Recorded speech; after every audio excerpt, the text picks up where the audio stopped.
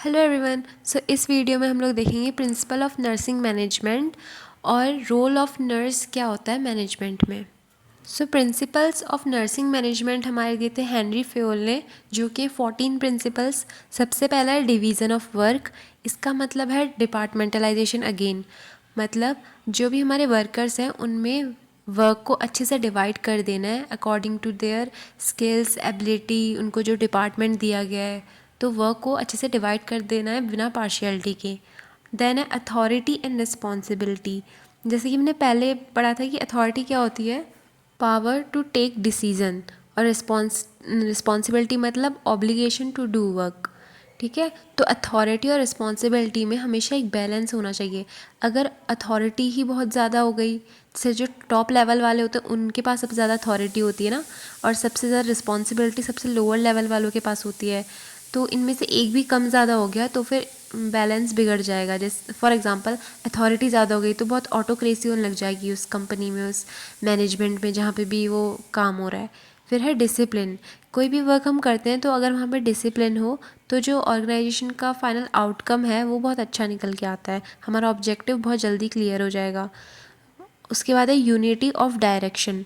इसका मतलब ये है कि वर्कर्स जो भी काम कर रहे हैं उनका गोल एक ही होना चाहिए, एक ही डायरेक्शन में वो काम करेंगे, तब जाके वो वर्क बहुत जल्दी हो जाएगा और अच्छे से कंप्लीट हो जाएगा। फिर है unity of command. Unity of command का मतलब ये होता है कि अगर जो मैनेजर है वो किसी अपने सबऑर्डिनेट को, अपने उसके अंडर जो भी वर्कर है उसे कमांड दे रहा है, तो वो बिना किसी कन्फ्यूज़न के, मतलब एक सिंगल कमांड दे या फिर मल्टीपल कमांडर्स, मल्टीपल मैनेजर्स उसको कमांड दे, तो ये चीज़ नहीं होनी चाहिए। एक सबऑर्डिनेट को एक ही मैनेजर कमांड देगा ताकि कन्फ्यूज़न ना हो। उसके बाद है subordination of individual interest to general interest. इसका मतलब ये है कि हमारे, अगर मैं एज अ वर्कर किसी कंपनी में काम कर रही हूँ तो फिर मेरे पर्सनल इंटरेस्ट बाद में आएंगे, पहले कंपनी के ओवरऑल जो इंटरेस्ट है वो आएंगे। अगर वो गोल पूरा हो जाता है जो हमारे ऑर्गेनाइजेशन का गोल है, तो मेरा खुद का गोल अपने आप क्लियर हो जाएगा। फॉर एग्ज़ाम्पल अगर हमारी कंपनी बहुत अच्छा, मतलब बहुत ज़्यादा अच्छा कर रही है तो मेरी ही सैलरी बढ़ जाएगी, तो इससे मेरा पर्सनल बेनिफिट भी हो जाएगा। उसके बाद है फेयर रिम्यूनरेशन। इसका मतलब ये है कि जो हमारे वर्कर्स हैं उनको चाहे मॉनेटरी बेसिस पे या फिर नॉन मॉनेटरी बेसिस पे कहीं ना कहीं से एक रिवॉर्ड सिस्टम मिलना चाहिए। मतलब या तो उनको पैसे दे दिए जाए या फिर कुछ रिवॉर्ड, मतलब कुछ ऐसा दिया जाए जिससे उनको पॉजिटिव रीइंफोर्समेंट मिले और उनको और ज़्यादा काम करने का मन करे, तो बहुत अच्छा आउटपुट हमें देखने को मिलेगा उनसे। फिर है इफेक्टिव सेंट्रलाइजेशन एंड डिसेंट्रलाइजेशन। अब सेंट्रलाइजेशन का मतलब होता है when concentration of authority rest at one place और one level in the organisation. मतलब अथॉरिटी का सारा कॉन्सेंट्रेशन एक ही जगह पे है, एक ही डिपार्टमेंट में है सपोज। डिसेंट्रलाइजेशन का मतलब is the downward sharing of authority in the organisation. मतलब जो अथॉरिटी है उसकी शेयरिंग हो रही है थ्रू आउट द ऑर्गेनाइजेशन, किसी पर्टिकुलर जगह पे फोकस नहीं है पूरा। इससे क्या होगा, ऑटोक्रेसी होने लग जाएगी ना। तो सेंट्रलाइजेशन डिसेंट्रलाइजेशन के बीच एक बैलेंस होना चाहिए। फिर आता है स्केलर चेन। स्केलर चेन का मतलब है जैसे हमारे कॉलेज में हर चीज़ थ्रू प्रॉपर चैनल होती है। हम लोग अपना जो एप्लीकेशन होता है वो सीआर को देते हैं, सीआर क्लास टीचर को देते हैं, फिर वो प्रिंसिपल के पास एप्लीकेशन जाती है। तो ऐसे ही जो भी काम होता है ना वो हमेशा एक प्रॉपर अप्रोच के थ्रू होता है। फॉर एग्जांपल अगर एक लोअर लेवल वाला कोई वर्कर है या फिर सुपरवाइज़र है या फिर मैनेजर है, वो सीधे टॉप लेवल वाले मैनेजर से बात नहीं कर सकता है, ठीक है, डायरेक्टली उसको एक प्रॉपर चैनल के थ्रू होते हुए जाना पड़ेगा, मिडिल वाली चीज़ उसको फॉलो करनी होगी। तो इसी को हम स्केलर चेन कहते हैं। और अगर किसी को फॉर एग्जांपल इमरजेंसी वाली कोई सिचुएशन है, डायरेक्ट बात करनी है, तो ये जो हम शॉर्टकट लेते हैं या फिर जो बाईपास ले रहे हैं इसको हम कहते हैं गैंग प्लैंक। उसके बाद आता है ऑर्डर। तो ऑर्डर में ये कहा गया है कि सारी चीज़ें अगर एक ऑर्डर में हो, फॉर एग्जांपल जो हमारे ह्यूमन रिसोर्सेज हैं, जो मटेरियलिस्टिक रिसोर्सेज हैं, ये सब चीज़ें अगर एक ऑर्गेनाइज्ड वे में रखी हों, अवेलेबल हों, तो फिर काम बहुत अच्छे से हो जाएगा। फिर है इक्विटी।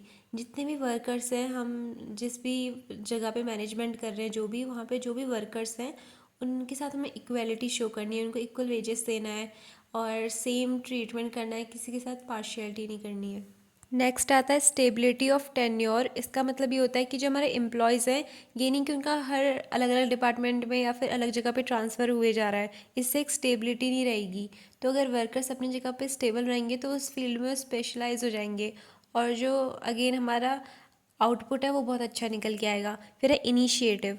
तो हर मैनेजर के पास मतलब ये वो होना चाहिए कि वो अपने वर्कर्स को मोटिवेट करे, कि वो अपने पॉइंट सामने रख सके मैनेजर के आगे, क्योंकि वर्कर्स बहुत क्रिएटिव होते हैं। तो अगर वो कुछ अच्छा प्लान मैनेजर के आगे रखेंगे तो हो सकता है कि वो चीज़ बहुत अच्छे से हो जाए।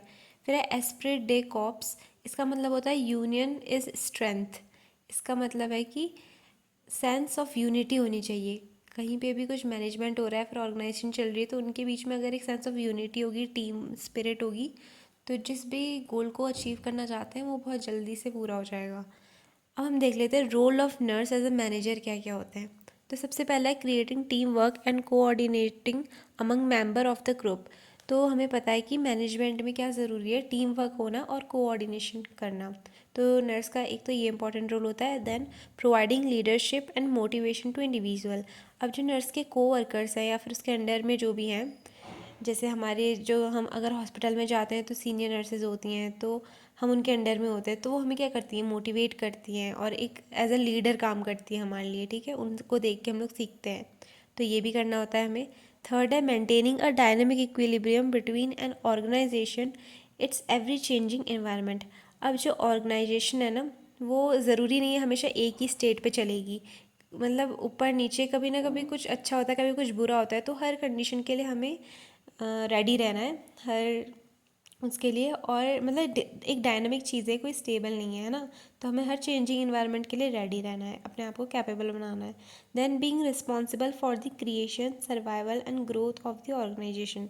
इसका मतलब ये है कि जो नर्स मैनेजर है उनको रिस्पॉन्सिबिलिटी लेनी है, चाहे ऑर्गेनाइजेशन में कुछ भी हो रहा हो, क्रिएशन, सर्वाइवल, ग्रोथ, जो भी अप डाउन्स आ रहे हैं, अच्छी चीज़ें हो रही है, बुरी चीज़ें हो रही है, हर चीज़ में उसको रिस्पॉन्सिबिलिटी लेनी है। Then improving standards through effective utilization of human and material resources. हम अपने ऑर्गेनाइजेशन के स्टैंडर्ड्स कैसे बढ़ा सकते हैं, जब हमारे पास जो ह्यूमन रिसोर्सेज है, जो हमारे पास नर्सिंग स्टाफ है, नर्सिंग स्टूडेंट्स है, मटेरियल रिसोर्सेज है, इक्विपमेंट सप्लाई, इंडेंट, ये सब चीज़ें, जब हम इनको इफ़ेक्टिव वे में यूटिलाइज़ करेंगे, ठीक है, तो हम अपने स्टैंडर्ड्स को इम्प्रूव कर सकते हैं। अब मैंने इफ़ेक्टिव का मतलब क्या बताया था कि लिमिटेड रिसोर्सेज में जब हम लोग अच्छा काम कर लें, लिमिटेड रिसोर्सेज को यूज़ करके। फिर है monitoring duties and responsibilities in accordance with the organization's vision and statement. हर ऑर्गेनाइजेशन का एक विज़न होता है। विज़न मतलब कि वो ऑर्गेनाइजेशन आने वाले कुछ सालों में या इस पर्टिकुलर टाइम पीरियड के बाद अपने आप को कहाँ देखना चाहती है, क्या क्या प्रोग्रेस हो जानी चाहिए। तो एज अ नर्स मैनेजर हमें ये ध्यान रखना है कि आगे आने वाले टाइम में जो हमने गोल सेट किए थे, जहाँ पे हम अपने ऑर्गेनाइजेशन को देखना चाहते हैं, उस डायरेक्शन में काम हो भी रहा है या नहीं। Then building a team leadership. और फिर अगेन एंड अगेन यही चीज़ आ रही है कि टीम वर्क करना है, लीडरशिप रखनी है, लीडरशिप क्वालिटी होनी चाहिए नर्स मैनेजर में। Then decision making within the organization, decision making skills अच्छी होनी चाहिए। उसके बाद है participation as a member of the research committee. अगर हम रिसर्च कमेटी के मेंबर की तरह मतलब पार्टिसिपेट करेंगे, तो नए नए क्रिएशंस होंगे हमारे ऑर्गेनाइजेशन के अंदर, न्यू न्यू आइडियाज़ आएंगे, थॉट्स आएंगे, बहुत क्रिएटिविटी होगी, जिससे हमेशा अप ग्रोथ ही होती है। जहाँ पे भी क्रिएटिविटी या फिर इनिशिएटिव्स लिए जाते हैं, तो किसी भी ऑर्गेनाइजेशन की वहाँ पे ग्रोथ होती है। तो हमें रिसर्च कमेटीज़ में ज़्यादा से ज़्यादा पार्टिसिपेट करना है as a nurse manager. Then is setting goals and objectives for nursing services. अभी तो ऑब्वियस सी बात है कि अगर हम नर्सिंग सर्विसेज दिला रहे हैं एज ए नर्स मैनेजर, तो हमें कुछ ऑब्जेक्टिव्स एंड गोल्स सेट करने होंगे। नेक्स्ट है development and implementation of nursing services policies and procedure. As a nurse manager हमें न्यू नर्सिंग सर्विसेज का इम्प्लीमेंटेशन करना है, पॉलिसीज़ फ्रेम आउट करनी है, प्रोसीजर्स हमें देखते रहना है ढंग से हो रहा है नहीं। इसके बाद है support and promotion of staff development and continuing education of nursing staff. तो आपने हॉस्पिटल में देखा होगा कि वर्कशॉप्स होती रहती है, सेमिनार्स कंडक्ट किए जाते हैं। तो एज ए नर्स मैनेजर हमें क्या करना है, हमारे अंडर जो नर्सेज हैं उनको वहाँ पे पार्टिसिपेट करवाना है, ताकि उनकी ग्रोथ हो, उनको वहाँ से नॉलेज गेन हो। उससे क्या होगा, उनका डेवलपमेंट होगा, उनकी स्किल्स का इम्प्रूवमेंट होगा, नॉलेज इन्हेंस होगी, तो लास्ट में पेशेंट केयर आउटकम बहुत अच्छा आएगा। अब ये तो हमारे कुछ जनरल रोल्स थे एक नर्स मैनेजर के। अब हम कुछ स्पेसिफिक रोल्स भी देख लेते हैं, जैसे कि रिकॉर्ड एंड रिपोर्ट कीपिंग। ये बहुत इंपॉर्टेंट चीज़ है मैनेजमेंट में। जो भी काम हॉस्पिटल में हो रहा है, हमने फंडा से ही पढ़ा है, फर्स्ट ईयर से, फंडामेंटल ऑफ नर्सिंग में, कि रिकॉर्डिंग एंड रिपोर्टिंग करनी होती है हर चीज़ की, पेशेंट डेटा की। फिर है कोऑर्डिनेशन। अगर किसी ऑर्गेनाइजेशन के अंदर कोऑर्डिनेशन नहीं होगा तो वो ऑर्गेनाइजेशन सक्सेसफुल नहीं हो पाएगी अपने गोल को अचीव करने में। देन है ऑडिटिंग। ऑडिटिंग का मतलब होता है assessment of the quality of nursing care given to the patient. मतलब जैसे अगर आप मार्केट जाते हो, आप सब्जी लेते हो, तो आप क्या देखते हो, सब्जी की क्वालिटी अच्छी है कि नहीं, तभी उसे खरीदते हो, है ना।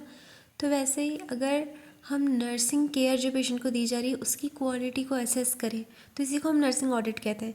तो एज ए मैनेजर हमें ऑडिटिंग करना बहुत ज़रूरी है, ये देखने के लिए कि जो हमारी ऑर्गेनाइजेशन है, हमारे अंडर जो भी मैनेजमेंट हो रहा है वहाँ पे काम ढंग से हो रहा है नहीं हो रहा है, पेशेंट का हेल्थ आउटकम अच्छा आ रहा है या नहीं आ रहा है। देन है पब्लिक रिलेशंस। एक नर्स मैनेजर को जो उसके ऊपर लेवल के मैनेजर्स हैं या फिर उसके जो सब ऑर्डिनेट्स हैं, उन सबके साथ एक कम्युनिकेशन मतलब कंटिन्यूसली रखे रहनी है, रिलेशनशिप्स बनाने। इससे क्या होगा कि कम्युनिकेशन गैप नहीं होगा और ऑर्गेनाइजेशन बहुत स्मूथली फंक्शन करेगी। देन है एडवाइज़र। नर्स को अपने सब ऑर्डिनेट्स को या फिर अपने अदर टीम मेंबर्स को एडवाइस भी करते रहना है। उसके बाद है बजटिंग। अब हमारे जो पर्सनल्स होते हैं, जो भी वर्कर्स होते हैं, अगर उनकी नीड है या फिर किसी और रिसोर्सेज की नीड है, तो उसके लिए हमें फाइनेंशियल टर्म्स में भी चीज़ें देखते रहनी है एज अ नर्सिंग मैनेजर। फिर है एज ए नर्स मैनेजर।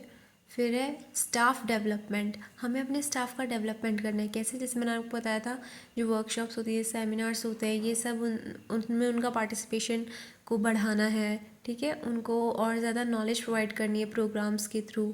फिर है प्रिपेयरिंग ऑब्जेक्टिव्स। हमें रेगुलरली ऑब्जेक्टिव्स और प्लान्स बनाते रहने हैं ताकि हमारी जो ऑर्गेनाइजेशन है वो उस पर काम करते रहे। Then patient assignment. मतलब हमें असेस करते रहना है कि पेशेंट की नीड्स क्या है और उसके अकॉर्डिंग उनका नर्सिंग केयर प्लान बनाना है, उसको इम्प्लीमेंट करना है। Then delegation of duty. मतलब अपने नर्सिंग स्टाफ को हमें ड्यूटीज़ असाइन कर देनी है और मतलब रोस्टर वगैरह ये सब बनाना है और सुपरवाइज़ करते रहना है कि वो फॉलो कर रहा है नहीं। देन वही चीज़ है सुपरविज़न। हमें सुपरवाइज़ करते रहना है कि जिस भी नर्सिंग स्टाफ को जो भी ड्यूटी दी जा रही है वो उसे अच्छे से कर रहा है या नहीं कर रहा है। Coordinate activities. सबको कोऑर्डिनेशन के साथ काम करना है और सारी एक्टिविटीज़ को मतलब वही चीज़ है कि टीम वर्क के साथ करना है। फिर है प्रोग्राम इवेलुएशन। अब जो भी प्रोग्राम्स हम कर रहे हैं उनको इवेलुएट करते रहना है। जैसे कि हम क्वेश्चनिंग कर सकते हैं अपने स्टाफ से या फिर उनकी स्किल असेसमेंट करके हम देख सकते हैं कि वो कुछ नॉलेज गेन कर रहे हैं या नहीं, कुछ न्यू स्किल सीख रहे हैं या नहीं। Then evaluation of performance. हमें रेगुलरली उनकी जो परफॉर्मेंस है उसका टेस्ट लेते रहना है। वही अगेन सेम चीज़ है। और ये कैसे पता चलेगा? जब वो अपनी नर्सिंग केयर जो उनकी स्किल्स हैं उनसे ये सब चीज़ें शो हो जाएंगी। जितना ज़्यादा स्किल्स में इम्प्रूवमेंट होगा इसका मतलब उतनी ज़्यादा उन्होंने परफॉर्मेंस उनकी अच्छी रही है और उतनी ज़्यादा उन्होंने नॉलेज गेन करी है। तो यही सब थे हमारे general and specific roles of nurse manager. So see you in the next video. Bye.